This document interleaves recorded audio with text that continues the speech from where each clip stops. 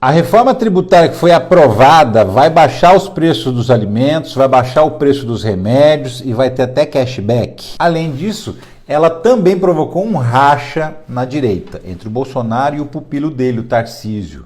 Vamos entender os reflexos dessa aprovação na nossa vida? Então, senta o dedo no like, engaja comigo e vamos embora? Então, a reforma tributária foi aprovada com a folga grande, 375 votos a favor, sendo que precisava de 308. A oposição liderada pelo Bolsonaro só conseguiu 113.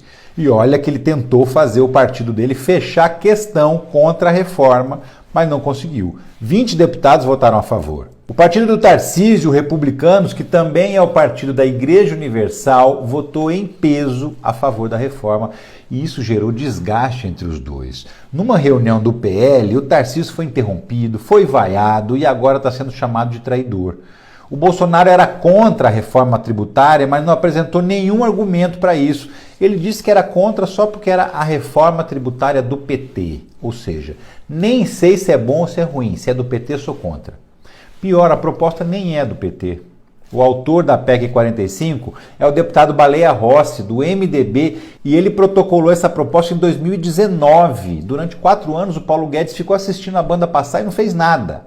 O Haddad assumiu o Ministério da Fazenda em janeiro e em 6 meses tirou a reforma da gaveta, negociou com Lira, negociou com as bancadas dos partidos e conseguiu aprovar com folga. E essa reforma já vai entrar em vigor? Não, ela ainda vai passar pelo Senado e se a PEC for modificada lá, é bem provável que seja, ela volta para a Câmara para ser votada de novo. A expectativa é que ela seja aprovada definitivamente e promulgada até o final desse ano. E quando ela entra em vigor? Só em 2026. E ainda assim vai ter um período de transição. A implantação completa mesmo só termina em 2032. Andaram dizendo que os preços dos alimentos iam disparar. Mas isso não vai acontecer, muito pelo contrário.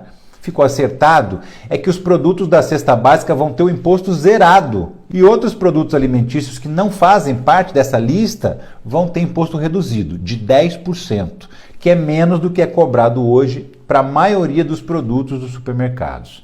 Então, na média, os preços dos alimentos vão cair, sim. O que mais que vai ficar mais barato? Remédios.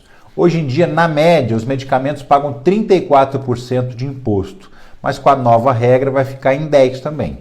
E alguns remédios, como para tratamento de câncer, por exemplo, vão ter o imposto zerado.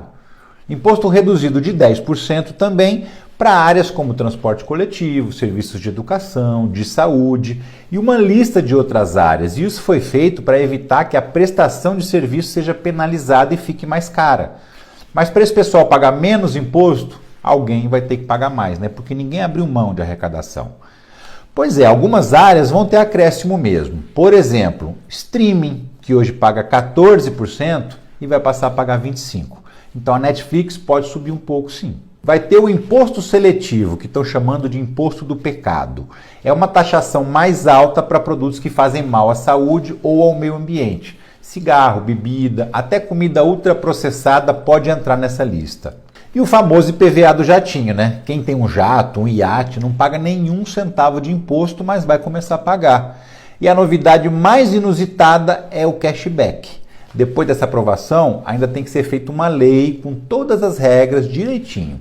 Mas, em resumo, o governo vai devolver uma parte dos impostos que ele recebe diretamente para famílias mais pobres. Essa proposta de cashback foi criada por uma emenda do Marcelo Freixo, quando ele era deputado federal.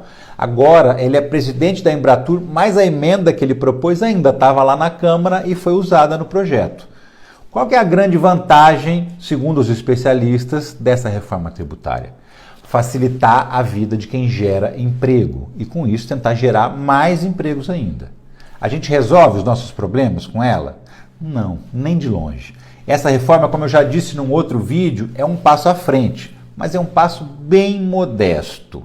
Os bilionários vão pagar IPVA do jatinho e da lancha, mas fora isso eles praticamente escaparam ilesos. A reforma não taxou grandes fortunas, não taxou lucros e dividendos, mas foi o que deu para aprovar. Com um Congresso conservador desse, então, tá bom demais.